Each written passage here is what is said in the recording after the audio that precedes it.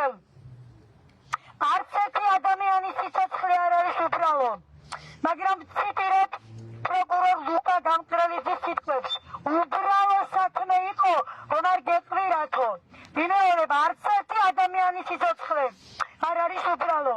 მაგრამ რადგან ასე მოიხსენია ბატონმა ლუკა გამკრელიძემ, დიახ, პიგავალიანი სიცოცხლე არ იყო უბრალო და მე ამას ასე უბრალოდ არ დავასრულებ. ამ ქალბატონს ემალებიან.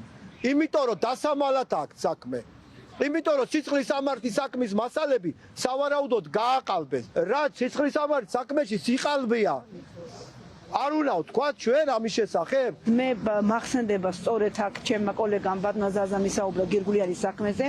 აქაც მახსენდება და პარალელების გავლება შეიძლება იმით, რომ ფაქტიურად გარკვეული სუბიექტური ინტერესიდან გამომდინარე და ნების არარსებობიდან გამომდინარე შეთანხმებულია თითქოს საგამოძიებო სისტემა, რომ საქმეზე არ დადგინდეს ჭეშმარიტება და არ აღდგეს სამართლიანობა. ეფექტიანი და მიუკერძოებელი გამოძიების პრინციპის ნაწილში, როგორც ესეთი განგრძობადი დარღვევა, ჩვენ მიმართავთ ადამიანის უფლებათა ევროპულ სასამართლოს, თუ აქ ეროვნულ დონეზე არ მოხდა დარღვეული უფლების აღდგენა.